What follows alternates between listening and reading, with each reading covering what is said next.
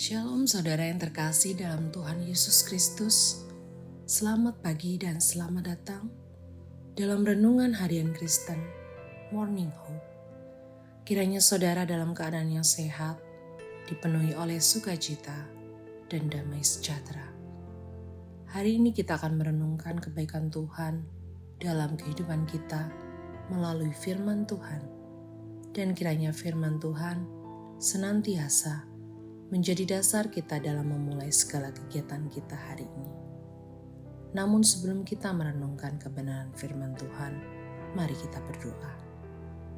Bapa kami yang di surga, Bapa yang kami panggil dalam nama Yesus Kristus, kami mengucap syukur untuk hari yang baru ini. Kami juga bersyukur untuk pemeliharaan, kekuatan, kesehatan, serta anugerah yang telah Engkau berikan. Kami menyerahkan hidup kami ke dalam tangan-Mu. Kiranya Tuhan senantiasa memberkati dan menyertai kami. Bapa kami yang di surga, kami mau merenungkan firman-Mu. Kiranya Roh Kudus yang memimpin, agar kami dapat mengerti firman-Mu dan dapat melakukannya dalam kehidupan kami. Terima kasih ya Tuhan. Dalam nama Tuhan Yesus Kristus, kami berdoa. Amin. Setiap kita selalu menghadapi ujian, baik ujian hidup maupun ujian iman. Saudara-saudari yang dikasihi Tuhan Yesus Kristus, pada pagi hari ini kita akan belajar dari kehidupan Abraham. Abraham adalah seorang tokoh dari Perjanjian Lama yang memiliki iman yang sejati. Karena imannya itu, ia sering disebut sebagai bapa semua orang percaya. Pada Ibrani 11 ayat yang ke-8, memberikan penjelasan bagi kita bahwa Abraham keluar dari negeri Ur Kasdim menuju tempat yang dijanjikan Tuhan kepadanya. Abraham pergi ke tempat yang dijanjikan Tuhan kepadanya dengan modal iman saja. Saudara-saudari, iman Abraham tidak berhenti sampai di situ saja, tetapi imannya kembali diuji saat perjanjian Allah dengannya tentang keturunannya. Allah tidak langsung memberikan kepada Abraham keturunan. Di situ kita melihat Allah menguji kesabaran Abraham. Abraham menunggu selama 25 tahun. Dan selama 25 tahun berlalu, barulah Sarah melahirkan anak yang diberi nama Ishak. Yang artinya, Allah telah membuat aku tertawa. Setiap orang yang mendengarnya akan tertawa karena aku. Dalam nats ini dapat kita ketahui di mana iman Abraham benar-benar diuji oleh Allah dengan cara Allah menyuruh Abraham mengorbankan anaknya untuk korban bakaran bagi Allah. Bagi Abraham, ujian ini adalah ujian iman yang sangat berat untuk ia lalui.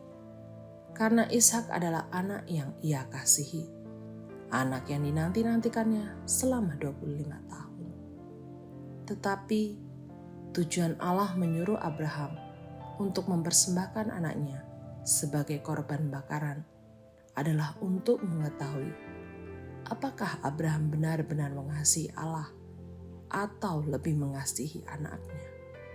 Dan dapat kita ketahui, ternyata Abraham benar-benar mengasihi Allah dan taat kepadanya. Yang menjadi pertanyaan kita sekarang, mengapa Allah mencobai Abraham? Bukankah Allah adalah Allah yang Maha Tahu dan tentunya Allah tahu isi hati Abraham?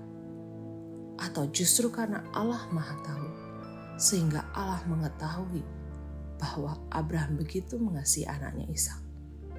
Di sini kita bisa melihat bahwa ketaatan bukanlah pilihan antara ya atau tidak. Tetapi itu adalah perintah yang harus dilakukan, sebab ketaatan pada perintah Allah adalah awal dari keberhasilan. Oleh karena itu, marilah kita belajar dari sikap Abraham ketika kita diizinkan untuk melewati ujian-ujian kehidupan. Hendaknya kita melakukan ketiga hal ini. Mau mendengarkan perintah Allah, taat melakukan perintah Allah, dan milikilah iman yang disertai pengharapan dalam Tuhan. Karena ketika kita mau melakukan kewajiban kita di hadapan Tuhan, maka kita akan melihat dan merasakan berkat-berkat Tuhan melimpah dalam hidup kita. Hal ini haruslah menjadi pegangan hidup kita. Lakukanlah segala sesuatunya untuk Tuhan, tanpa harus memandang orang lain, keadaan atau kenyataan yang ada di sekeliling kita, yang hanya akan membuat iman kita goyah. Tetapi lakukanlah semuanya itu untuk kemuliaan bagi nama Tuhan. Dan percayalah, Tuhan pun akan menepati janjinya bagi saya dan saudara-saudari semua. Sebab satu hal yang kita yakini bahwa Allah tidak pernah lalai menepati janji-janjinya. Tuhan Yesus memberkati. Amin. Bapa kami yang di surga, terima kasih atas kebaikan dan kemurahan yang terus kami rasakan dalam hidup kami. Kami sudah selesai merenungkan firman-Mu. Ajarkanlah kami untuk terus merenungkan dan melakukan firman-Mu. Sebentar lagi kami akan memulai aktivitas kami. Kiranya Tuhan Yesus yang memimpin hidup kami, sehingga apa yang kami lakukan dapat menjadi hormat dan kemuliaan nama Tuhan. Terima kasih Tuhan Yesus. Di dalam nama Tuhan Yesus kami sudah berdoa dan mengucap syukur. Amin. Demikian renungan kita pada hari ini. Kiranya sukacita dan damai sejahtera memenuhi kita sepanjang hari. Tuhan Yesus memberkati. Shalom.